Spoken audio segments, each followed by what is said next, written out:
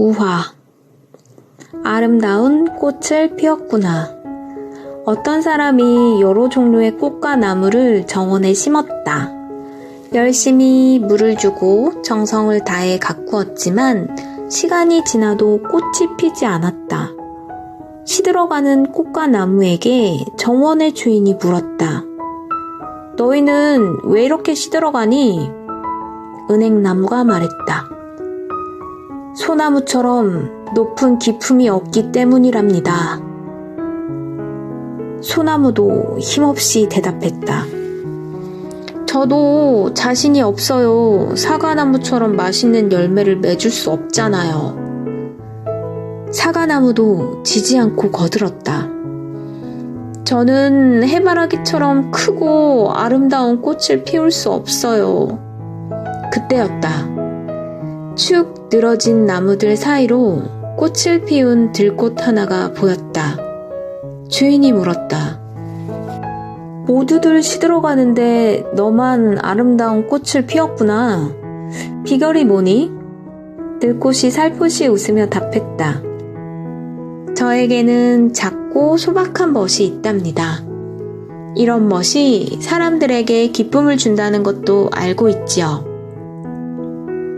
이런 제 모습이 사랑스럽고 좋아요.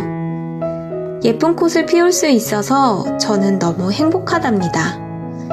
들꽃은 자기 자신으로 사는 기쁨과 행복을 온전히 느낀 것이다. 다른 식물이 시들어갈 동안 혼자 꽃을 피운 비결이 거기에 있었다. 해빙의 핵심은 편안함이에요. 진정한 편안함이란 내 영혼이 원하는 것과 행동이 일치될 때 느껴지는 감정이거든요.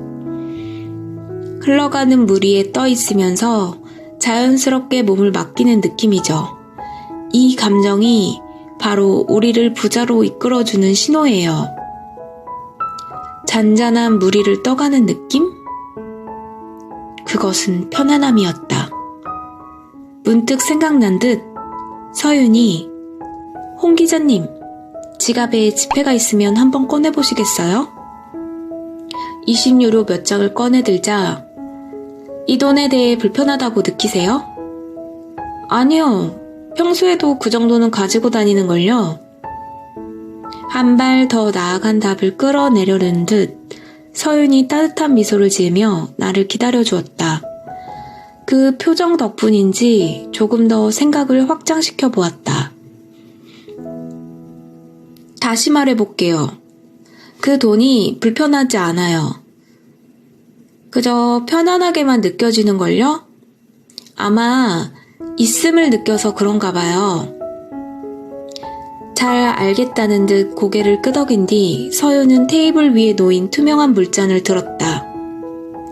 물이 3분의 2쯤 차 있는 종 모양의 잔이었다. 그녀가 컵을 좌우로 흔들더니 움직임을 멈추고 내 눈을 응시하며 질문을 던졌다. 이 컵이 우리에게 있는 부의 그릇, 물은 돈이라고 생각해보죠. 이 컵이 마구 흔들리면 어떻게 될까요? 물이 흔들려서 밖으로 나오겠죠. 마음의 그릇도 마찬가지예요. 물컵이 갈팡질팡 흔들리는데 재물이 온전히 담겨있을 리 없죠. 마음이 편안할 때 그 안의 물도 차분하게 머무르는 법이에요.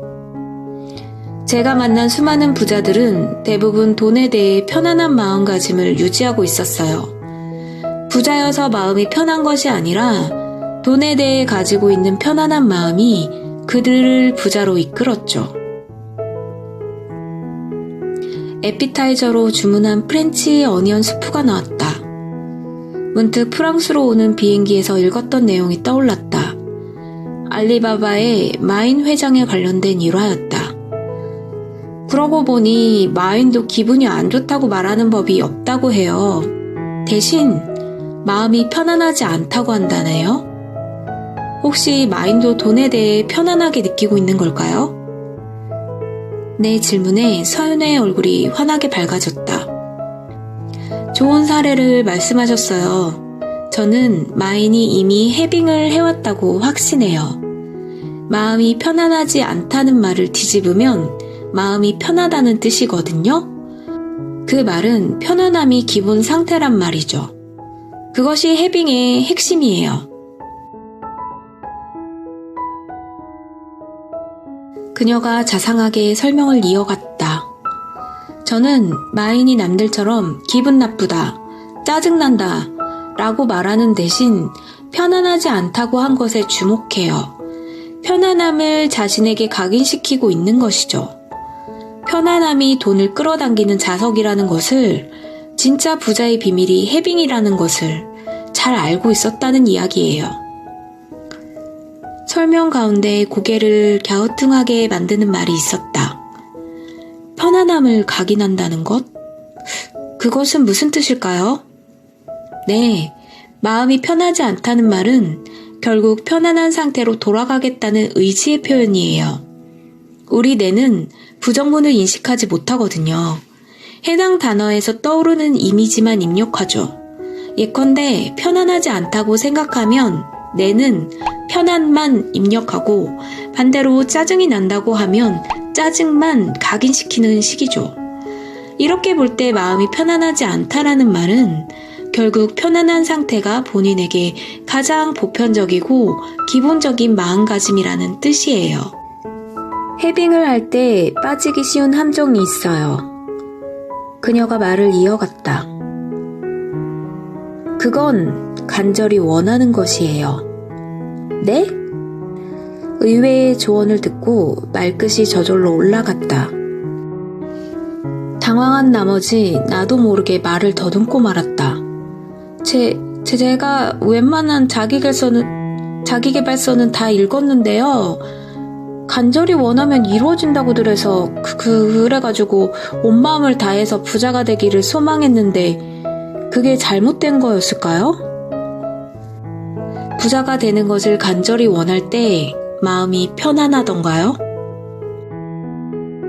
편안했냐는 말씀이신지요? 그건... 그 말을 듣는 순간 찬물을 뒤집어 쓴 듯 정신이 번쩍 들었다. 솔직히 말하자면 편안하지 않았다. 집착하면 할수록 원하는 미래가 더 멀게만 느껴졌기 때문이었다. 하루에도 몇 번씩 이런 생각이 들었다. 해빙을 시작했잖아. 그럼 돈이 언제 들어오는 걸까? 이러다가 영영 부자가 되지 못하면 어쩌지? 희망 없는 과거로 돌아가고 싶지는 않은데 불안했고 두려웠다. 이제 보니 나를 편안함에서 멀어지게 만드는 것은 간절하게 원하는 마음이었다. 해빙의 효과가 예상보다 크지 않았던 이유도 거기에 있었다. 내 실수를 깨닫고 나자 저절로 한숨이 나왔다. 아니요, 간절히 원할수록 조바심이 들었어요. 부자가 되는 것에 집착하다 보니 결국 지금 나에게 돈이 없다는 생각만 들더라고요. 부자가 되지 못하면 어쩌나 두려워지기도 했죠. 서유는 나에게 물었다. 전에 무엇을 간절히 원했던 경험이 있으세요? 고등학교 3학년 때 나는 꼭 가고 싶은 대학이 있었다. 짝사랑하던 선배가 다니던 학교였다. 돌이켜보면 그 목표에 엄청나게 집착했던 것 같다. 매일 노트에 그 대학 이름을 쓰고 책상이며 머리맡에 그 대학 사진을 붙여놓았다. 그것이 나의 목표의식을 고양시킨다고 생각했다. 하지만 공부를 하려고 앉으면 늘 이런 생각부터 들었다. 이렇게 원하는데 떨어지면 어쩌지? 그럼 안 되는데. 꼭 합격해야 되는데. 문제는 간절히 바라는 마음이 커질수록 불안과 걱정, 두려움도 자라났다는 사실이다. 도서관에 가면 만화책이나 잡지에 몰두하거나 문제집을 펴놓은 채 그 위에 낙서만 했다. 내 나름의 불안감을 떨치기 위한 방법이었다. 답안지를 백지로 내는 악몽 때문에 잠을 설치는 날도 많았다. 그럴수록 공부에 집중하기는 점점 더 힘들어졌다. 결국 나는 세워놓았던 공부 계획을 다 마치지 못하고 시험장으로 향해야 했다. 꿈꾸던 목표도 그렇게 실패로 끝나고 말았다. 애타게 원했던 것을 손에 넣지 못한 기억은 늘 나에게 상처가 되었다. 그런데 서윤 앞에서 묵은 감정을 털어내고 나니 상처가 저절로 치유되는 느낌이었다. 서윤이 테이블 위에 놓인 내 휴대전화를 집어들었다. 홍 기자님, 이 핸드폰 간절히 원하세요? 아니요, 그건 이미 제 것인데요. 대답을 하는 도중 갑자기 그녀가 원하는 답이 무엇인지 알 것 같았다. 간절한 마음이 들지 않아요. 이미 제 것이라고 생각해서 그런지 그저 편안하기만 해요. 그게 바로 해빙이군요. 있음을 느끼는 것. 서윤은 밝게 웃으며 엄지손가락을 세워 올렸다. 정확하게 잘 짚어내셨네요. 간절히 원하는 마음은 결핍에 집중하는 거예요. 나한테 지금 없다고 느끼기에 그런 마음이 생기는 거죠. 확실히 이해가 갔다. 해빙이 있음을 가리키고 있는 것이라면 간절히 원하는 것은 없음을 향해 가는 것이 아닌가? 자석의 N극과 S극처럼 두 마음도 공존할 수 없었다. 간절히 원하는 마음을 해빙과 비교해보죠. 해빙은 물살에 튜브를 타고 편안하게 흘러가듯 흐름에 몸을 맡기는 것이죠. 자연히 순탄하고 편안할 수밖에 없어요. 반면 간절히 원하는 것은 거칠거칠한 돌바닥 위에서 무거운 상자를 힘껏 미는 것과 비슷해요. 미는 힘이 셀수록 그 반발 때문에 마찰력도 강해지겠죠. 무슨 말씀이신지 알 것 같아요. 나는 큰 소리로 대답했다. 반발력 때문에 불안과 두려움이 생겨나겠죠. 그 불편함이 돈을 밀어내고 무의식의 없음을 끊임없이 입력할 거예요. 결국 해빙과는 반대 방향으로 가는 거죠. 문제는 사람들이 결핍의 느낌이 강할수록 더 간절히 원한다는 거예요. 결국 악순환이 되는 거죠. 해빙의 효과를 증폭시킬 수 있는 방법을 하나 더 소개해드릴게요. 증폭시킨다고요? 그게 뭔지 너무 궁금하네요. 한 달에 한 번 CEO들과 마음 공부를 한 적이 있어요. 그때 이 방법을 알려주었죠. 다들 해빙의 효과를 키우는데 큰 도움이 되었다고 하더군요. 부자들만 아는 특별한 비밀인 걸까? 귀가 솔깃해졌다. 해빙 노트를 써보세요. 일기를 쓰듯 해빙을 기록하라는 말씀이신가요? 네, 비슷해요. 해빙을 어떻게 했는지, 또 무엇을 느꼈는지 짧게 적으면 돼요.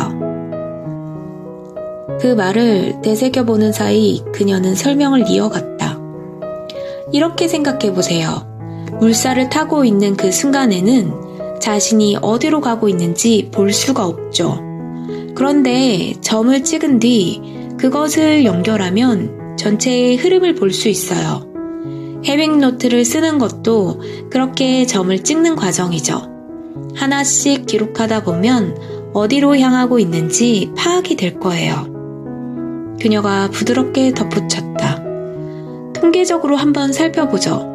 제 데이터에 따르면 누구나 인생에서 2번에서 5번 정도 퀀텀 점프를 할 수 있는 기회를 만나게 돼요. 다만 안타깝게도 이 시기를 활용해 부자가 되는 사람은 전체의 3% 정도뿐이에요. 나머지는 그것이 기회인지도 모르고 지나쳐버리죠.